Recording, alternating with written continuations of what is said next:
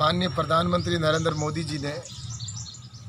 10,000 FPO बनाने का लक्ष्य लिया है। ये फार्मर प्रोड्यूसर ऑर्गेनाइजेशन आने वाले समय के अंदर किसानों के जीवन स्तर को उठाने वाला होगा, क्योंकि ये फार्मर प्रोड्यूसर ऑर्गेनाइजेशन है वो एक समूह होगा किसानों का। इसके अंदर कोऑपरेटिव एक्ट के अंदर भी है और कंपनी एक्ट में भी है। इसको किसान किसी भी रूप में वो उसको एफपीओ बना सकते हैं। वो कंपनी एक्ट में भी बना सकता है और कोऑपरेटिव एक्ट में भी बना सकता है। तो इस एफपीओ से आने वाले टाइम के अंदर किसान संगठित होगा और अपना जो उत्पादन है, कोई भी फसल है, उस फसल को वो प्रोसेसिंग कर सकता है, एक स्थान पर ला सकता है और उसके बाद में उसकी मार्केट में रेट तय कर सकता है। सर इसका तो आज किसानों के लिए जो मुख्य रूप से 4 चीज़ों की आवश्यकता होती है कि किसान को एक तो कम लागत हो, उसका भंडारण हो, उसके उन्नत किस्म का बीज मिले और मार्केट मिले। इस मार्केट के लिए सबसे बड़ा काम होने वाला है, क्योंकि ये जो किसान होंगे इसकी खुद प्रोसेसिंग लगाएंगे, खुद ही उसकी स्टोरेज करेंगे और उसके बाद उसकी रेट खुद तय करेंगे और पैकिंग करके और वो विदेशों के अंदर एक्सपोर्ट भी कर सकते हैं और यहाँ पर भी कर सकते हैं। इसके लिए भारत सरकार की ओर से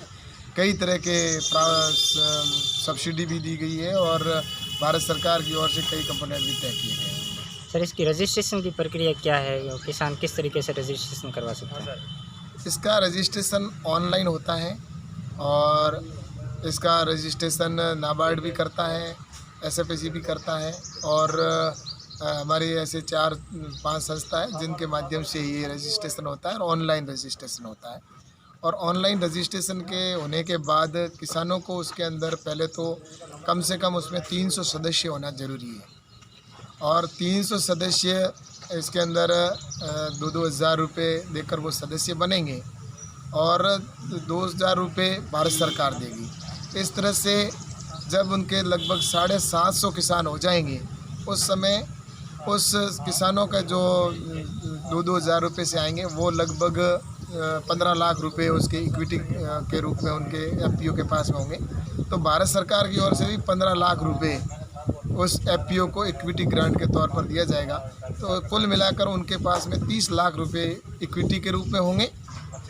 और इसके अलावा लगभग 18 लाख रुपए और सहायता के रूप में एफपीओ को मिलेंगे, जिसमें उनका ऑफिस किराया है या उनका टेलीफोन बिल है या ट्रैवलिंग खर्चा है या जो सीईओ होगा उसको भी इसके अंदर सैलरी देने का भी प्रावधान है। तो इस तरह से उनका रजिस्ट्रेशन फीस भी भारत सरकार देगी और इस तरह से लगभग 3 साल के अंदर इनको ये 18 लाख रुपए का एक सहयोग के रूप में एफपीओ स्थापित हो, इसके लिए भी इसका सहयोग मिलेगा। इसके बाद में 2 करोड़ रुपए की बैंक गारंटी के तौर पर भी उनको मिलने वाला है कि 2 करोड़ रुपए तक अगर कोई किसान है वो अपनी प्रोसेसिंग यूनिट पर अपना उत्पादन लाता है तो किसान को तुरंत पैसों की आवश्यकता होती है, तो वो एफपीओ उन पैसों में से आप 2 करोड़ तक का उनको पैसा है उसका यूटिलाइज उनको किसानों को देकर भी कर सकते हैं। और भी कोई उत्पादन लाना या कोई मशीनरीज लाना है तो उसके माध्यम से वो उसके अंदर कर सकता है।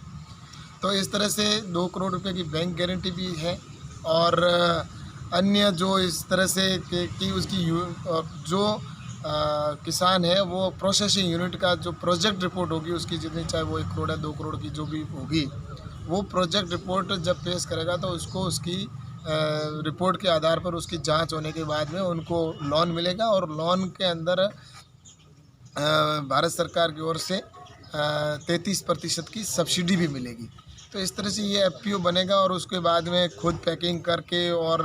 अपना उत्पादन है सारा जो समूह होगा किसानों का, जिस तरह से कोऑपरेटिव के अंदर समूह होता है उसी तरह से जो एक इंडिविजुअल किसान जाकर जहाँ मंडी के अंदर बेचता है तो उनको रेट नहीं मिलती है, तो अब वो जब संगठित होकर अपने उत्पादन को प्रोसेसिंग करके और बेचेगा, जैसे आलू से आलू की चिप्स बन गई, अनार से अनार का जूस बन गया, या जैसे जीरा होता है तो जीरे से उसकी प्रोसेसिंग करके मसाला तैयार करके वो पैकिंग करके एक्सपोर्ट भी कर सकता है, अन्य जहाँ मार्केट है वहाँ पर बेच सकता है। तो इस तरह से मैं एक उदाहरण के तौर पे बताता हूँ। लेकिन ऐसे जितने भी प्रोसेसिंग जो फूड प्रोसेसिंग है जो उनकी यूनिट लगा कर किसान अपना उत्पादन करेगा तो उससे इनको लाभ मिलेगा। और बाकी जो अभी भी जो प्रधानमंत्री माननीय नरेंद्र मोदी जी ने जो पैकेज की घोषणा की है 1 लाख करोड़ रुपए किसानों को एग्रीकल्चर इंफ्रास्ट्रक्चर के ऊपर ये सब खर्चा होने वाला है। इसके अंदर भी किसानों को ये प्रोसेसिंग यूनिट लगाना और कोल्ड स्टोरेज वेयर हाउस वगैरह जो भी लगाना होगा और उनको मशीनरीज की आवश्यकता होगी, तो उनको जब फसल बोए उस समय या फसल कटाई के समय में आवश्यकता होगी, तो इन सब के ऊपर भारत सरकार की ओर से ये एफपीओ को भी इसमें लाभ मिलने वाला है। तो इस तरह से हम आने वाले टाइम के अंदर एफपीओ को जो बड़े शहर हैं उनके जहाँ 25 लाख की आबादी के आसपास के शहर हैं, तो वहाँ पर भी ये जो एफपीओ है उनका एक समूह में बड़ा एफपीओ बनेगा और उनको भी भारत सरकार की तरफ से सहयोग मिलेगा। और जो फल और सब्जी के किसान हैं उनका भी सारा मिलाकर एक एफपीओ बनेगा। तो वो किसान है वो रेट आज जो मंडी में जाता है तो उस समय उसको सहयोग रेट सही नहीं मिलती है, या आलू है उस आलू की जब बेचने जाता है तो 3-4 रुपये मिलता है और वही आलू 4 घंटे बाद में मार्केट कंज्यूमर के पास 20 रुपये के अंदर बिकता है। तो इसमें किसान है तो वो जब संगठित होगा और इसको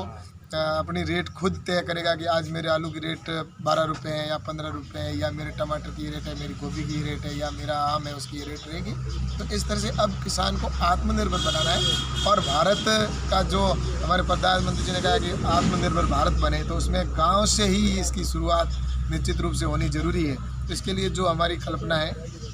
कि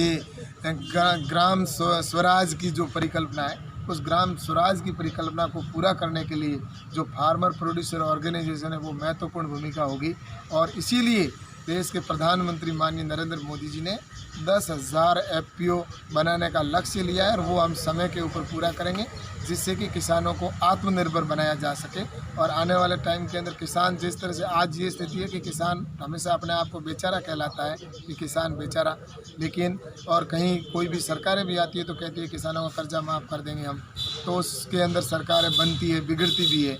लेकिन मैं तो ये कहता हूँ कि किसान कब तक कर्जदार होता जाएगा, कोई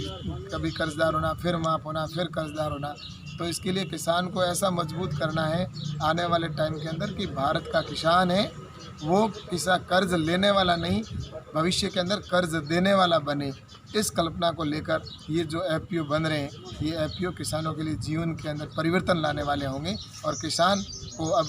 एक व्यापारी बनने का अवसर मिलेगा कि किसान अपने उत्पादन को किस तरह से व्यापारी बनकर उसकी रेट भी ले सके और आम आदमी तक ये सुविधाएं सारी पहुंचा सके। इसके ऊपर ये एफपीओ बहुत महत्वपूर्ण भूमिका निभाएंगे। सर अब तक कितने रजिस्ट्रेशन हो चुके हैं, ऐसी कोई सूचना? ऐसा है, वैसे तो देश भर के अंदर लगभग 5,000 के आसपास रजिस्ट्रेशन हो चुके हैं और अभी जो 10,000 का लक्ष्य है वो लक्ष्य भी हमारे जो है उसके अंदर नई गाइडलाइन जो बनी है उसके अनुसार और जो उसमें सरलीकरण किया गया है और अधिक उसके अंदर लाभ देने का प्रावधान रखा गया है। तो ये एफपीओ है जो आने वाले टाइम के अंदर हम समय के ऊपर पूरा करेंगे और किसानों के लिए भविष्य के अंदर बहुत अच्छा ये किसानों के जीवन स्तर को ऊपर उठाने वाला होगा।